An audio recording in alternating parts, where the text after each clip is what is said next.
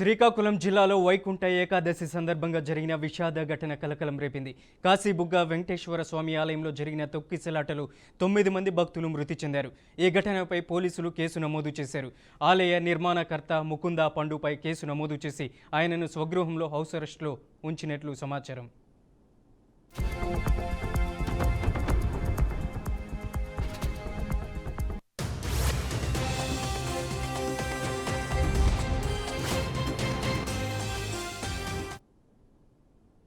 ఇదే అంశానికి సంబంధించి మరింత సమాచారం అందించడానికి మా ప్రతినిధి శ్రవణ్ ఉన్నారు. శ్రవణ్, చెప్పండి, ఏంటి, ఎప్పుడు పండుని అరెస్ట్ చేశారు? ఆలయ నిర్వాహకుల్లో పండునే ప్రధాన కీలకమైనటువంటి పండు ఉన్నారా? ఇంకా వీరి వెనకాల ఎవరైనా ఉన్నారా?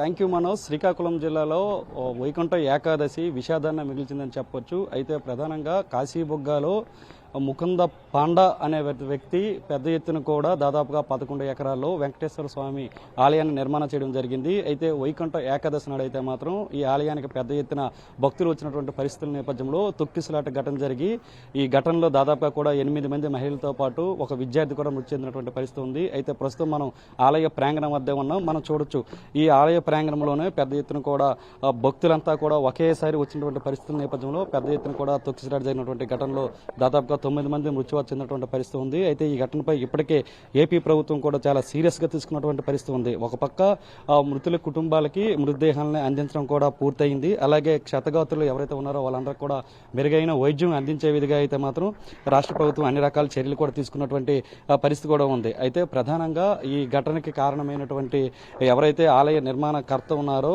పండా అనేటటువంటి వృద్ధుడు దాదాపుగా 95 సంవత్సరాలు వయసులో కూడా ఆయనకి ఈ ఉపద్రవం వచ్చిందని కూడా మనం చెప్పాలి. అయితే ప్రధానంగా అయితే మాత్రం ఈ ఘటన జరిగిన తర్వాత అయితే మాత్రం దీనిపై పోలీసు ఉన్నతాధికారులు అయితే మాత్రం పూర్తిస్థాయి సమీక్షలు నిర్వహిస్తున్నటువంటి పరిస్థితి ఉంది. అయితే ఈ ఘటనపై అయితే మాత్రం త్రిముఖ సభ్యులతో కమిటీ కూడా ఇప్పటికే వేసినటువంటి పరిస్థితుల నేపథ్యంలో ఈ ప్రాంతంలో అయితే మాత్రం పూర్తిస్థాయి విచారణ కూడా ఓవైపు కొనసాగుతుంది. ప్రస్తుతం అయితే మాత్రం ఆలయ ప్రాంగణం అంతా కూడా పూర్తి స్థాయిలో కట్టుదిట్టమైనటువంటి భద్రత మధ్య ఉంది. ఆలయాన్ని అంతా కూడా పోలీస్ కస్టడీలోకి తీసుకొని ప్రత్యేకించి ఎవరిని కూడా అనుమతించినటువంటి దాఖలాలు కూడా కనిపించడం లేదు. ఆలయంలో అయితే మాత్రం ప్రస్తుతం రెవెన్యూ అధికారులు, పోలీసు అధికారులు అంతా కూడా విచారణ కూడా కొనసాగిస్తున్నటువంటి పరిస్థితి అయితే ప్రస్తుతం మనకు కనిపిస్తుంది.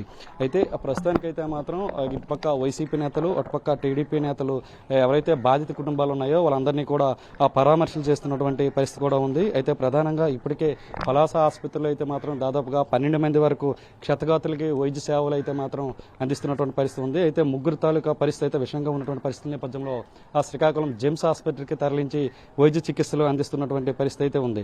అయితే అందులో ఒక వ్యక్తి తాలూకా పరిస్థితి కూడా విషమంగా ఉంది. అయితే ప్రస్తుతం ప్రధానంగా ఈ ఆలయ నిర్మాణం చేసినటువంటి దశలోనే కొన్ని అవకతవకలు కూడా ఉన్నట్లుగా కూడా ప్రాథమికంగా ఇప్పటికే నిర్ధారించినటువంటి పరిస్థితుల నేపథ్యంలో అయితే మాత్రం ఈ ఆలయ ప్రమాద ఘటనపై అయితే మాత్రం పూర్తి విచారణ ఓవైపు కొనసాగుతుంది. ప్రధానమైనటువంటి విచారణలో అయితే మాత్రం ప్రాథమికంగా భక్తులు అధికంగా ఒకేసారి దర్శనానికి వచ్చినటువంటి పరిస్థితుల నేపథ్యంలోనే తొక్కిసలాట ఘటన జరిగి మృతి చెందినట్లుగా కూడా ప్రాథమికంగా నిర్ధారణ కూడా వచ్చింది. అయితే ఈ ఘటనలో 2 వ్యక్తులపై అయితే మాత్రం కేసు నమోదైంది. అయితే ఆలయ నిర్మాణ ప్రధానకర్త అయినటువంటి ముకుంద పండాని A1గా పోలీసులు పెట్టి కేసు నమోదు చేశారు. అయితే అంతేకాకుండా ఈ ఆలయ నిర్మాణం అంతా కూడా ఒక కాంట్రాక్టర్కి ఇచ్చి కాంట్రాక్టర్ పద్ధతిలో నిర్మించినటువంటి పరిస్థితుల నేపథ్యంలో కాంట్రాక్టర్ చేసినటువంటి లొసుగుల కారణంగానే, నాణ్యత లేని నిర్మాణం కారణంగానే ఈ ప్రమాదం జరిగినట్లుగా కూడా ఓవైపు విచారణ కొనసాగిస్తున్న పరిస్థితుల నేపథ్యంలో A2గా కూడా కాంట్రాక్టర్ని కూడా చేర్చినట్లుగా కూడా మనకి సమాచారం ఉంటుంది.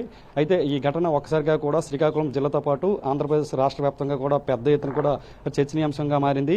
అయితే ప్రధానంగా ఈ ఆలయం దాదాపుగా 4 ఏళ్లుగా నిర్మించినప్పుడు కూడా ఈ మధ్య కాలంలోనే సోషల్ మీడియా ద్వారా అయితే మాత్రం పెద్ద ఎత్తున ప్రచారం వచ్చినటువంటి పరిస్థితుల నేపథ్యంలో అనుకోని విధంగా, ఊహించిన విధంగా పెద్ద ఎత్తున కూడా భక్తులు ఆలయానికి దర్శనానికి రావడంతోనే ఒకసారిగా ఈ ప్రమాదం జరిగింది. అయితే తరచూ ప్రతిరోజు కూడా 2000 నుంచి 3000 మంది భక్తులు ఈ ఆలయానికి వచ్చి దర్శించుకున్నటువంటి పరిస్థితుల నేపథ్యంలో వైకుంఠ ఏకాదశి కావడంతో శ్రవణ్, అసలు తొక్కిసలాటకు అసలు కారణం ఏమై ఉండొచ్చు?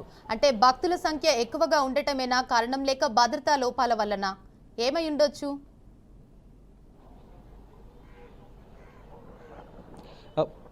ప్రధానంగా అయితే మాత్రం ప్రతిరోజు 2 నుంచి 3 వేల మంది భక్తులు అయితే మాత్రం ఈ ఆలయానికి వచ్చి దర్శనం చేసుకున్నటువంటి పరిస్థితులు ఉంటాయి. అయితే నిన్న వైకుంఠ ఏకాదశి కావడంతో అయితే మాత్రం ఒకసారిగా కూడా 20,000 మంది భక్తులు ఒకేసారి వచ్చినటువంటి పరిస్థితులు ఉండడం, ఈ ఆలయానికి అయితే మాత్రం ప్రముఖంగా ఉదయం 6 గంటల నుంచి మధ్యాహ్నం 2 గంటల వరకు మాత్రమే దర్శన సౌకర్యాలు కల్పిస్తారు. తర్వాత మళ్ళీ 4 గంటల నుంచి మళ్ళీ రాత్రి 8 గంటల వరకు మాత్రమే దర్శన సౌకర్యం కల్పిస్తారు. అయితే దాదాపుగా కూడా భక్తులు ఒకేసారి ఎక్కువ రావడం, అనుకోకుండా గేట్లను కూడా 11:30 సమయంలో భక్తులు అధికంగా ఉన్నటువంటి పరిస్థితుల నేపథ్యంలో, ముగించినటువంటి పరిస్థితుల నేపథ్యంలోనే ఒక గేట్ పూర్తిగా క్లోజ్ చేయడంతో వస్తున్న అవుట్ గేట్ నుంచి ఒకేసారిగా కూడా వస్తున్న వారు దర్శనం పూర్తి చేసుకుని వస్తున్నటువంటి భక్తులు, వెళ్ళేటటువంటి భక్తులు కూడా లోనికి వెళ్ళడానికి ప్రయత్నం చేసినటువంటి పరిస్థితుల నేపథ్యంలోనే ఒకసారిగా అక్కడ ఉన్నటువంటి స్టీల్ రీలింగ్ భద్రత కోసం ఏర్పాటు చేసింది ఒకసారిగా కూడా కుప్పకూలినటువంటి పరిస్థితుల నేపథ్యంలోనే ఈ ఘటన చోటు చేసుకుందంటూ కూడా ఇప్పటికే ఒక నిర్ధారణ కూడా వచ్చినటువంటి పరిస్థితి ఉంది. అయితే ప్రస్తుతం అయితే మాత్రం ఈ ప్రాంతం అంతా కూడా ప్రస్తుతం పోలీసులు మొత్తం కస్టడీలో ఉన్నటువంటి పరిస్థితి ఉంది. దీనిపైన అయితే మాత్రం ఇప్పటికే పోలీసు ఉన్నతాధికారులతో పాటు స్పెషల్గా కూడా ఉన్నటువంటి క్లూస్ టీమ్స్ కూడా వచ్చి దీన్ని పరిశీలించినటువంటి పరిస్థితి కూడా ఉంది. అయితే ఈ ఘటనపై అయితే మాత్రం పూర్తిస్థాయి విచారణ పూర్తయిన తర్వాతే అన్ని వివరాలు కూడా వెలువడించే అవకాశం అయితే ఉంది. ప్రస్తుతానికి అయితే మాత్రం ఈ ఘటనా స్థలానికి స్థానిక ఎమ్మెల్యేలతో పాటు రాష్ట్రం మన జిల్లాలో ఉన్నట్టు శ్రీకాకుళం జిల్లాలో ఉన్నటువంటి మంత్రి అచ్చెన్నాయుడు కూడా వచ్చి పరిశీలించారు. అలాగే మంత్రి నారా లోకేష్ కూడా ఈ ఘటనపై అయితే మాత్రం తీవ్రంగా స్పందించి నిన్న సాయంత్రానికి ఘటనా స్థలానికి చేరుకొని ఘటన ఏ విధంగా జరిగింది అనే అంశాలను కూడా పూర్తిగా పరిశీలించినటువంటి పరిస్థితి ఉంది. అయితే ఈ గాయాలు పాలైనటువంటి క్షతగాతులు ఎవరైతే ఉన్నారో వాళ్ళందరికీ కూడా మెరుగైన వైద్యం అందించే విధంగా అయితే మాత్రం అనుక్షణం కూడా చర్యలు తీసుకోవాలంటూ కూడా ఆరోగ్య శాఖ అధికారులను కూడా ఆదేశించారు. ఇప్పుడు కూడా స్థానిక రెవెన్యూ అధికారులు కూడా దీనిపైన పరిశీలన చేస్తున్నటువంటి పరిస్థితి ఉంది. ఇది ఒక ప్రైవేటు దేవాలయం. ఈ దేవాలయంలో ప్రైవేటుగా ఉంటూ కూడా ఇక్కడ నిర్వహిస్తున్నటువంటి పరిస్థితుల నేపథ్యంలోనే రానున్న రోజుల్లో ఈ దేవాలయానికి ఎండోమెంట్కి తీసుకునే అవకాశాలు కూడా కనిపిస్తున్నటువంటి పరిస్థితి అయితే ఉంది. అయితే ప్రస్తుతం క్షతగాతులకు అయితే మాత్రం మెరుగైన వైద్యం అందిస్తూనే ఎవరైతే మృత్యువాత చెందారో ఆ మృతుల కుటుంబాలకు అయితే మాత్రం రాష్ట్ర ప్రభుత్వం తరఫున ఆర్థిక సాయం కూడా ప్రకటించినటువంటి పరిస్థితి ఉంది. అయితే మృతుల కుటుంబాల ఇంటి వద్ద అయితే మాత్రం శోక సందర్భం అల్లుకున్నటువంటి పరిస్థితి అయితే ఉంది. అయితే ప్రస్తుతానికైతే మాత్రం మనం చూడొచ్చు పోలీసులు అయితే మాత్రం ఎవరిని కూడా పబ్లిక్ని కానీ లేదు అంటే ఇక్కడ సంబంధించినటువంటి ఈ స్థానికంగా ఉన్నటువంటి ప్రజలను కానీ ఎవరిని కూడా లోనికి అనుమతించినటువంటి పరిస్థితులు లేవు. కట్టుదిట్టమైనటువంటి భద్రతా ఏర్పాట్లు చేస్తున్నటువంటి పరిస్థితి ఉంది. కేవలం ఎవరైతే సిబ్బంది ఉన్నారో పోలీస్ సిబ్బంది కానీ లేకపోతే రెవెన్యూ సిబ్బంది కానీ లేకపోతే దీనికోసం విచారణకు వచ్చినటువంటి సిబ్బందిని మాత్రమే అనుమతించినటువంటి పరిస్థితులు ఉన్నాయి. ఇప్పుడు మనం ప్రస్తుతం అక్కడ ఉన్నటువంటి మెయిన్ గేట్ని చూస్తున్నాం. అక్కడ సాధారణ ప్రజలకు కానీ లేకపోతే ఇక్కడ వచ్చినటువంటి భక్తులను కానీ ఎవరిని కూడా పూర్తిగా కూడా అనుమతించినటువంటి పరిస్థితులు లేవు. అయితే ఉదయాన్నే రోజు నిర్వహించినటువంటి ఆ పూజా కార్యక్రమాన్ని అయితే మాత్రం యథాతథంగా నిర్వహించినట్లుగా కూడా మనకు తెలుస్తుంది. అయితే గర్భగుడిలో వెంకటేశ్వర స్వామిని ఉన్నటువంటి గర్భగుడి వద్ద అయితే మాత్రం యథాతథంగా ప్రతిరోజు నిర్వహించినటువంటి పూజా కార్యక్రమాలను అయితే నిర్వహించినటువంటి పరిస్థితి ఉంది.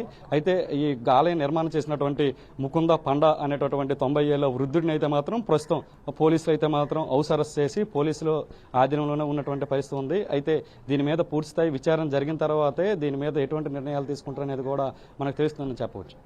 అలాగే శ్రవణ్, అక్కడ చూస్తున్నాం బీఆర్కే న్యూస్ ఎక్స్క్లూజివ్లో విజువల్స్ చాలా అక్కడ ఉన్నటువంటి దేవస్థానం కూడా దాదాపు 12 ఎకరాల్లో ఉంటుందనేసి కూడా ఆలయ నిర్వాహకులు చెప్తున్నారు. అట్లాంటి దేవస్థానంలో 2,000-3,000 వరకు వస్తున్నటువంటి భక్తులు దాదాపు 25,000 మంది రావడం ప్రధానంగా ఆ రద్దీని గుర్తించలేకపోవడమే ప్రధాన కారణం అనుకోవచ్చా?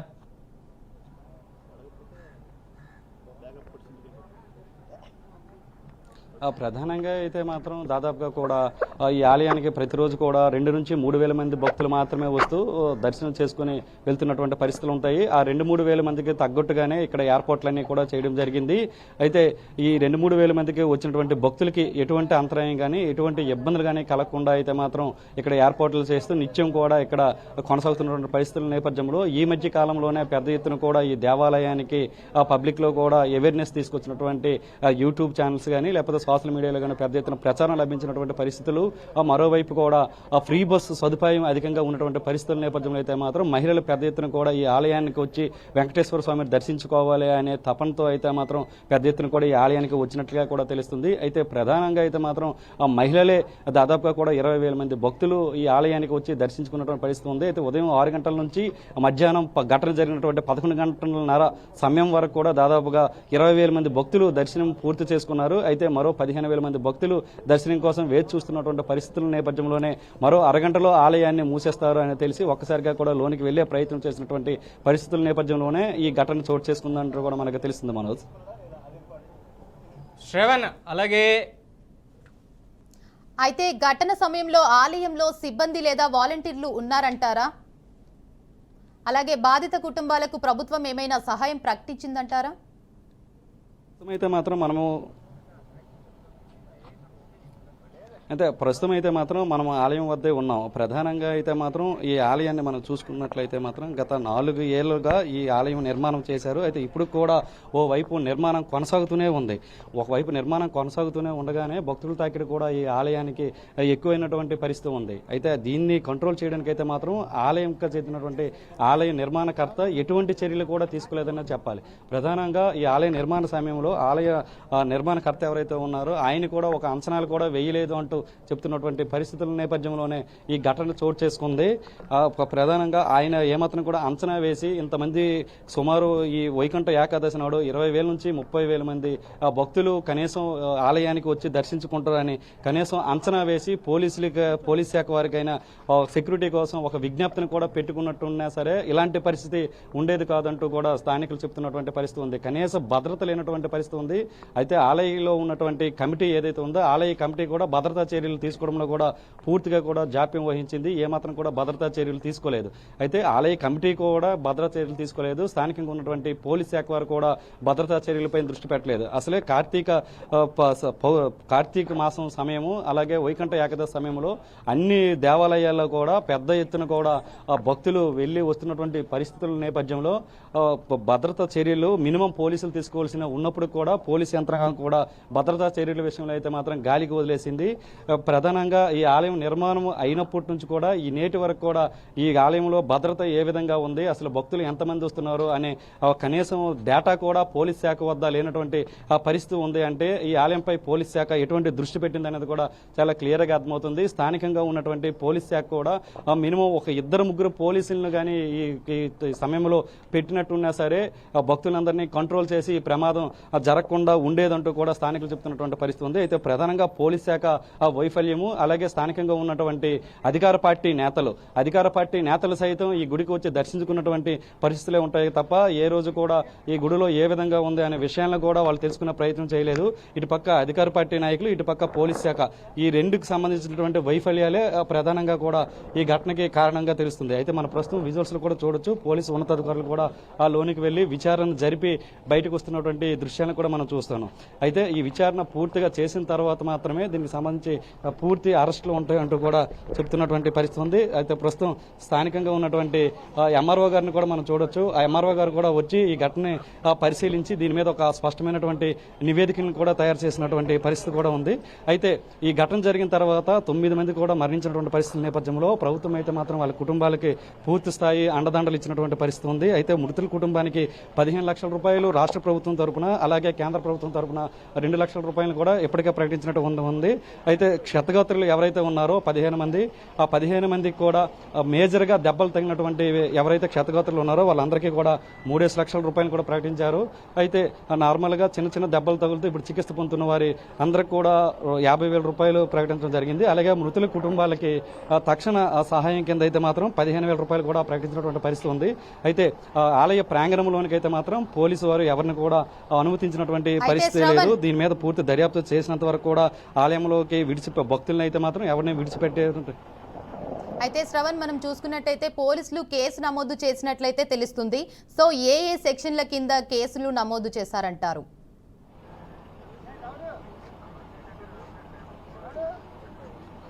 ప్రస్తుతం అయితే మాత్రం మనకున్నటువంటి సమాచారం ప్రకారం 304 కింద కేసు నమోదు చేసినట్లుగా కూడా మనకైతే సమాచారం అందుతుంది. అయితే 304 కింద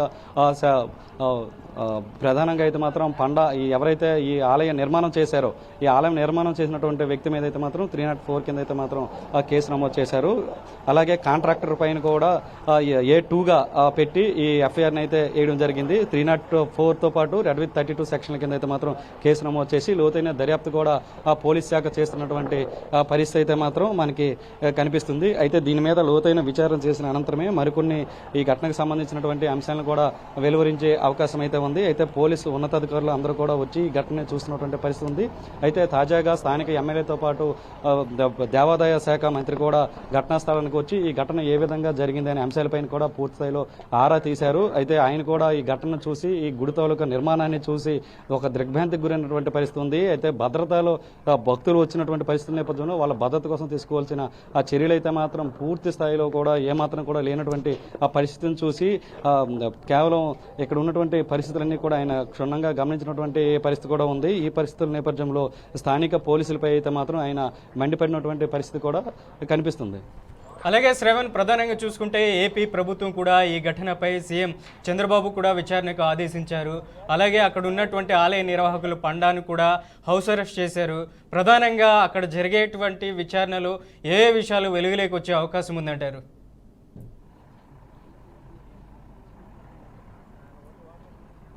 అయితే ప్రధానంగా అయితే మాత్రం ఈ ఆలయ నిర్మాణానికి సంబంధించినటువంటి 12 ఎకరాలు కూడా దాదాపుగా 150 కోట్ల రూపాయలు వాల్యూ ఉంటుందంటూ కూడా ఒక అంచనా వేసినటువంటి పరిస్థితి ఉంది. అసలు ఈ ఆలయాన్ని ఏ ఉద్దేశంతో నిర్మాణం కొనసాగించారు, ఈ ఆలయంలో భక్తుల కెపాసిటీ ఏంటి, ఈ ఆలయ నిర్మాణంలో ఎటువంటి మెటీరియల్స్ వాడారు, ఇది ఎవరైనా నిర్మించారా లేకపోతే ప్రత్యేకించి కాంట్రాక్టర్లకు ఇవ్వడం జరిగిందనే అంశాలపై అయితే మాత్రం పూర్తి స్థాయిలో ఆరా తీయడం జరిగింది. అయితే ప్రైవేటు వ్యక్తిగా ఉన్నటువంటి ముకుంద పండ అనేటువంటి వృద్ధుడు ఈ ఆలయాన్ని ప్రత్యేకించి ఎందుకు నిర్మాణం చేయడం జరిగింది, ఈ ఆలయానికి ఎందుకు ఇంత ప్రావీణ్యం కూడా వచ్చిందనే అంశాలపైన కూడా ఆరా తీస్తున్నారు. అయితే ప్రధానంగా ఈ ఘటన జరగడంతో ఒకసారి కూడా ఈ కాశీబుగ్గ కేంద్రంగా ఉన్నటువంటి చిన్న తిరుపతిగా చెప్పుకున్నటువంటి ఈ ఆలయంపై అయితే మాత్రం రాష్ట్ర ప్రజల దృష్టి అంతా పడిందనే మనం చెప్పాలి. దీనిపై ఈ ఘటన జరిగినటువంటి పరిస్థితుల నేపథ్యంలో అయితే మాత్రం సీఎం చంద్రబాబు అయితే మాత్రం చాలా సీరియస్ గా వ్యవహరించారని చెప్పాలి.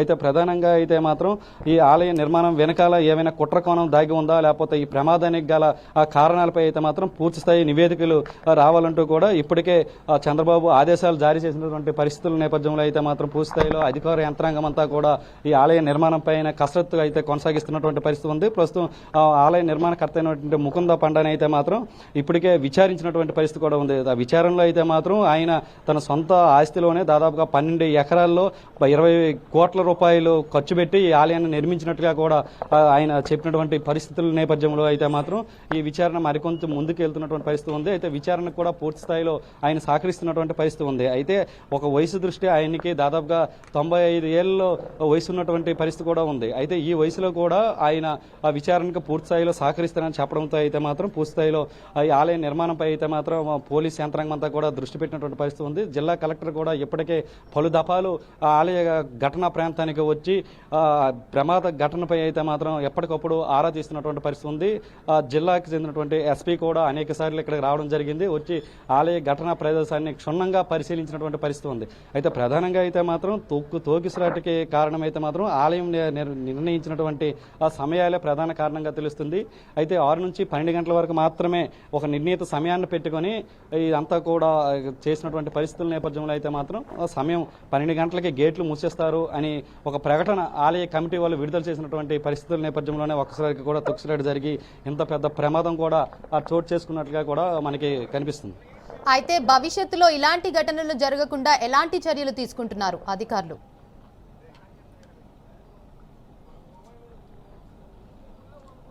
అంటే ఇప్పటివరకు అయితే మాత్రం ఇంత పెద్ద దేవాలయం ప్రైవేట్గా ఉన్నటువంటి పరిస్థితులు అయితే మాత్రం రాష్ట్రంలో ఎక్కడా లేవంటూ కూడా ఈ ఘటన తర్వాతే పూర్తిగా కూడా చర్చనీయాంశంగా మారింది. అయితే ఇన్ని కోట్ల రూపాయలు విలువ చేసినటువంటి ఆస్తిలో దాదాపుగా 20 కోట్ల రూపాయలు పెట్టి ఒక ఆలయాన్ని నిర్మాణం చేసినటువంటి ఒక ప్రైవేటు వ్యక్తి ఈ ఆలయాన్ని ఏ విధంగా నిర్మాణం చేశారు, ఆయన స్థితిగతులు ఏంటి, ఇన్ని కోట్ల రూపాయలకు సంబంధించినటువంటి నిధులు ఎక్కడి నుంచి సమకూరాయి, ఇక్కడ ఎంతవరకు ఆదాయం వస్తుంది అనే అంశాలపైన కూడా పూర్తి స్థాయిలో యంత్రాంగం అంతా కూడా దృష్టి పెట్టింది. ఈ దృష్టి పెట్టినటువంటి పరిస్థితుల నేపథ్యంలోనే అనేక అంశాలు కూడా వెలువడుతున్నటువంటి పరిస్థితి ఉంది. అయితే ముకుంద పండ అనే వ్యక్తికి తమ తండ్రుల దగ్గర నుంచి కూడా ఈ ఆస్తులన్నీ కూడా సమకూరినట్లుగా కూడా ఇప్పటికే ప్రాథమిక విచారణలో కూడా వెలువరించినటువంటి పరిస్థితి ఉంది. అయితే అక్కడ నుంచి తన కుమారుడైనటువంటి రాజ్ కుమార్ అనే వ్యక్తి అయితే ప్రస్తుతం పలాసలో డాక్టర్గా ప్రైవేట్ డాక్టర్గా కూడా హాస్పిటల్ నిర్వహిస్తున్నారు. అయితే హాస్పిటల్లో వచ్చినటువంటి ఆదాయాన్ని సైతం కూడా ఈ గుడి నిర్మాణంలో పెట్టినట్లుగా కూడా ఇప్పటికే ఒక ప్రాథమికంగా ఒక అంచనాకు కూడా వస్తున్నటువంటి పరిస్థితి ఉంది. అయితే ఈ మొత్తం కూడా దాదాపుగా ఈ గుడికి నిర్మాణానికి కేటాయించినటువంటి 12 ఎకరాలు భూమితో పాటు కూడా నిర్మాణానికి కావాల్సినటువంటి 20 కోట్ల రూపాయలు నగదును కూడా ఏ విధంగా సేకరించారు అనే అంశాలపైన కూడా పూర్తి స్థాయిలో విచారణలో వెలువరించినటువంటి పరిస్థితి కూడా ఉందని మనం చెప్పవచ్చు. Manoj, right, thank you for the update Shravan.